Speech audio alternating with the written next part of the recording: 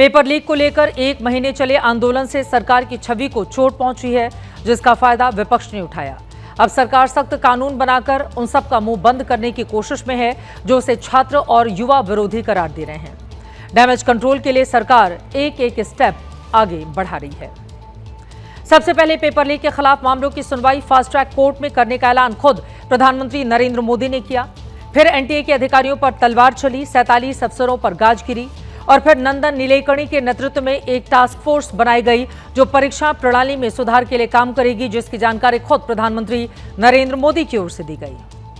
सरकार को युवा हितैषी बताने के इस प्लान का अगला स्टेप पेपर लीक के खिलाफ बिल है, जिसे लोकसभा में आज पेश किया गया। पुराने कानून से यह कितना अलग और सख्त है, अब जरा उसे समझिए। पहला बड़ा बदलाव तो यह है कि हर श्रेणी में जुर्माने और सजा को बढ़ाया गया है। 2024 के कानून में पेपर लीक करने वालों पर अधिकतम 10 साल की सजा का प्रावधान था।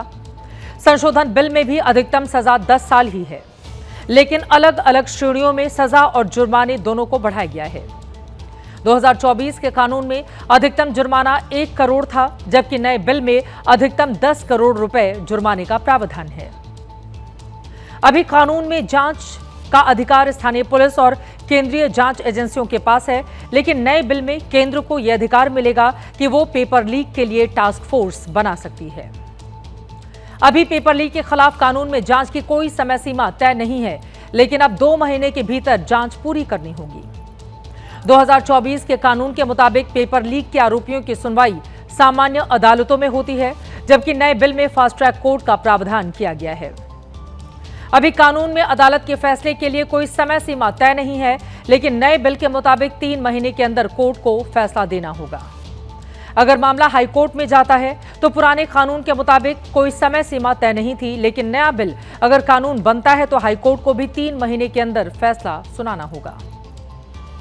बीजेपी ये दावा कर रही है कि बिल आने के बाद परीक्षा लीक प्रूफ हो जाएगी, सिस्टम दुरुस्त हो जाएगा, लेकिन विपक्ष कह रहा है कि सवाल सिस्टम का नहीं बल्कि नियत का है। मैं धन्यवाद करता हूं प्रधानमंत्री जी का कि उन्होंने विशेषज्ञों की एक टास्क फोर्स बनाई है। परीक्षा व्यवस्था में पारदर्शिता और विश्वसनीयता को सुनिश्चित करेंगे। ये बहुत बड़ा कदम है। जो लोग आज प्रश्न उठा रहे हैं, मैं उनसे पूछना चाहता हूं कि आप भी 6 दशक तक सत्ता में रहे, क्यों नहीं किया? आज प्रधानमंत्री नरेंद्र मोदी जी सख्त कानून के लिए, चर्चा के लिए बिल ला रहे हैं। देश के युवाओं के प्रति उनकी प्रतिबद्धता का प्रमाण है। बिल आने दीजिए, तमाम व्यवस्थाएं और दुरुस्त हों, लेकिन क्या व्यवस्थाएं नहीं थी? क्या कानून नहीं थे? कानून ना होने की वजह से पेपर लीक नहीं हो रहा था, कानून के बावजूद पेपर लीक हो रहा था, क्योंकि रसूखदार लोग इन्वॉल्व। पहले तो रसूखदार लोगों के प्रति अपना नजरिया बदलिए। मनोज झा की यह बात सही है कि इस बिल का असली टेस्ट तो इसके पास होने के बाद शुरू होगा, क्योंकि आज नीट 2026 पेपर लीक मामले के लिए बनी फास्ट ट्रैक कोर्ट की पहली सुनवाई थी, लेकिन सीबीआई की ओर से वकील ही सुनवाई में नहीं आए। इस वजह से कोर्ट की कार्रवाई को 3 अगस्त तक के लिए आगे बढ़ाना पड़ा। सवाल यह है कि अगर कड़े कानून आने के बाद भी व्यवस्था सुस्त रफ्तार से चलती रही तो बहुत कुछ बदलने की उम्मीद कमजोर पड़ जाती है।